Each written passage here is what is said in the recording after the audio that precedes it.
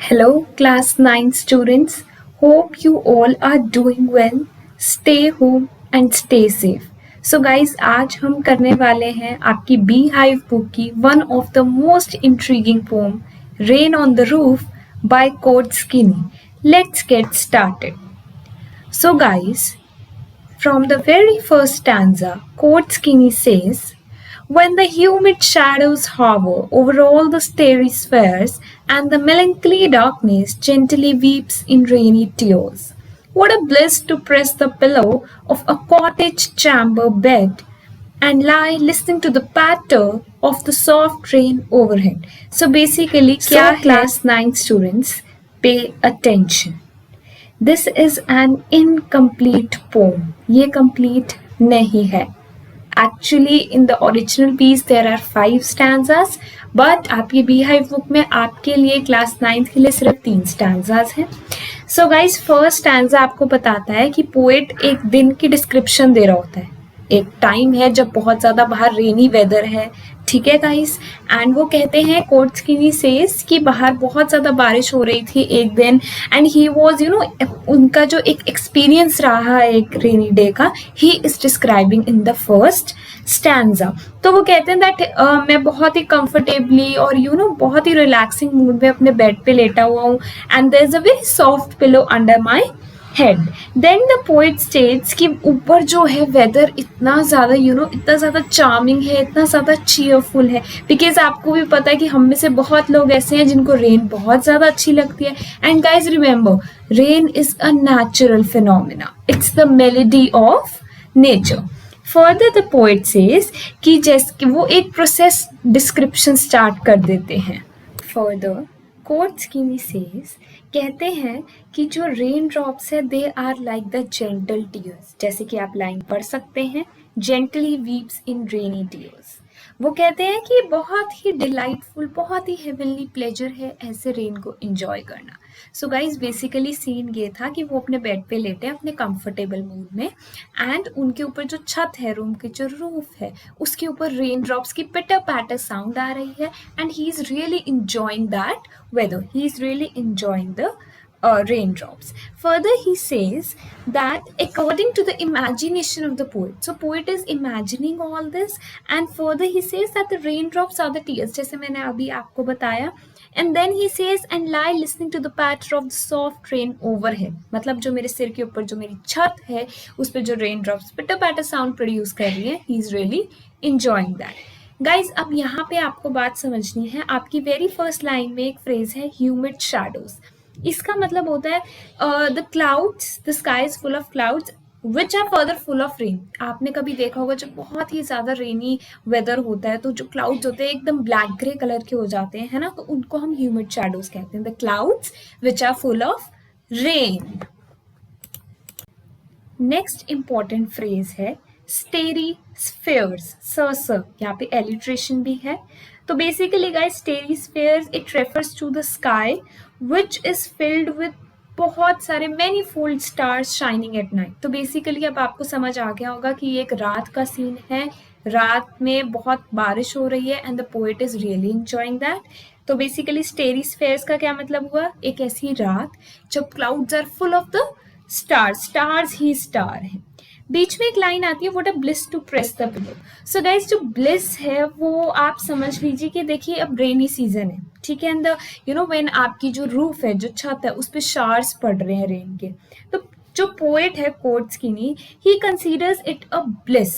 वो एक उस चीज को ब्लेसिंग मानते हैं, that it is so comfortable, it is so delightful to lie on the bed pressing his head against the pillow. And this is the end of the first stanza. So class 9 students, let's get started with the second stanza. Every tinkle on the shingles has an echo in the heart, and 1,000 dreamy fancies into busy beings start, and 1,000 recollections weave their air threads into woof, and I listen to the patter of the rain upon the roof.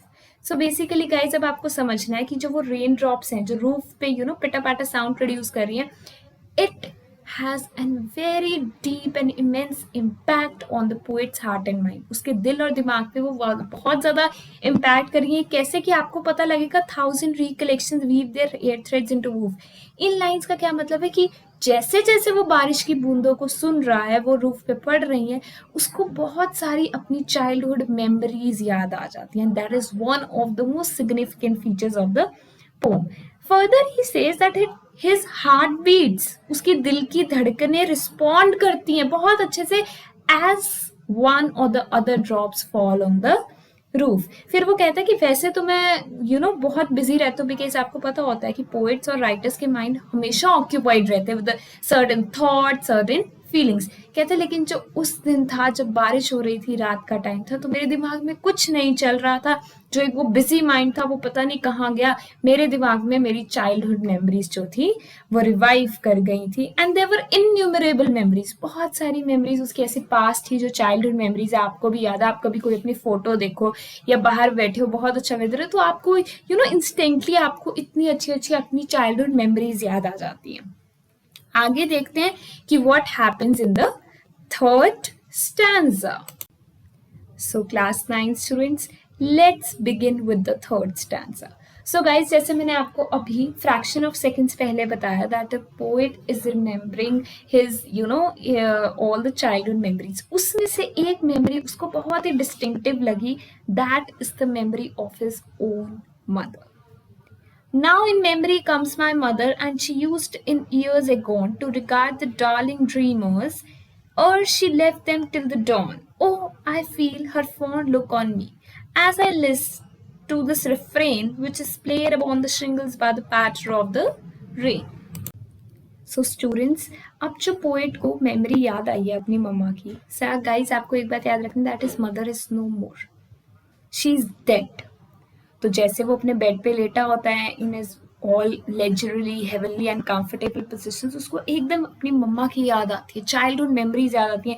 उसको याद आता है कि कैसे पहले के time में when he was just a child. इससे हमें एक बात समझ आती है दैट अब poet is not a child anymore, he is a grown up, right guys. तो जब वो छोटा था तो उसकी मम्मा उसको और उसके सारे भाई बहनों को, all his siblings, her mother used to make them all sleep together, bid them good night, है ना. और वो सब जैसे हमारी मम्मास भी करती थी when we were young, and हमें सुला देना ऐसे pat on the back, सो जा जैसे हम एक बच्चे को सुलाते. तो उसको वो सब पोएट को वो मेमोरीज याद आ रही थी. उसको एकदम याद आता है कि what affectionate look his mother had, एक बहुत ही लविंग, एक बहुत ही केयरिंग लुक उसको याद आ रही थी. फिर जैसे जैसे वो एक सूदिंग सा म्यूजिक आपको पता है क्रिएट हो जाता है, जैसे जैसे रेन ड्रॉप्स जमीन पे गिरती है, जैसे उसकी वहां रूफ पे गिर रही थी रेन ड्रॉप्स कॉन्टिन्यूसली, वो पिटा पैटा साउंड क्रिएट कर रही थी, उससे एक सूदिंग सा म्यूजिक बन जाता था. तो जैसे जैसे वो म्यूजिक सुनता ना, he can still experience the loving and caring look of his mother.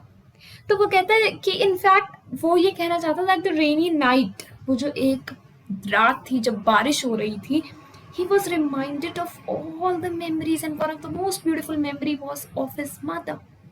वैसे तो उसका दिमाग हमेशा ऑक्यूपाइड रहता था, लेकिन उस रात उसको बहुत कुछ चाइल्डहुड मेमोरीज याद आई when his mother was alive, जिससे हमें पता लगता है कि now the poet's mother is dead and showered love on him and his siblings. तो उस पे और उसके भाई बहनों पे बहुत प्यार करती थी, जैसे सबकी मम्मा करती है. That you need to remember. So guys, इसमें एक फ्रेज है द डार्लिंग ड्रीमर्स. इसका मतलब है कि वो सारे बच्चे जो फैमिली में थे, poet and his siblings and everything. Guys, इसमें एक वर्ड आता है आपका refrain. As I listen to this refrain, guys, basically refrain यहाँ पे पोएट कह रहा है वो एक सॉन्ग को, वो एक मेलोडी को लास्ट स्टैंजा में, where it refers to the musical sound of the rain. जो रेन की पिटा पैटा साउंड होती है, अगर आपने कभी बहुत ज्यादा ऑब्जर्व किया हो तो वो पिटा पैटा साउंड के साथ एक सूदिंग सा म्यूजिक क्रिएट करती है. तो basically guys, this poem is all about कि the rain, that is the natural phenomena, that is the melody of nature, has an healing power. Rain के पास एक ऐसी healing and therapeutic power है. जब आप उसको सुनते हो, जब आप उसको फील करते हो, तो it revives all the memories जो आपको शायद कभी नॉर्मल रूटीन में याद ना आए.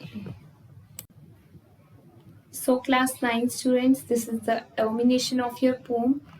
इसके सारे important questions इसके literary devices में यहाँ discuss नहीं करके बल्कि अगली वीडियो में आपको properly मैं बताऊंगी.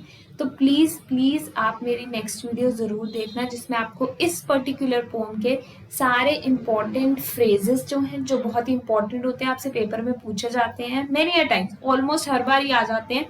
एंड सेकंड इसके सारे लिटरेरी या poetic devices and third is the important questions. Hope you have understood each and every concept of the poem.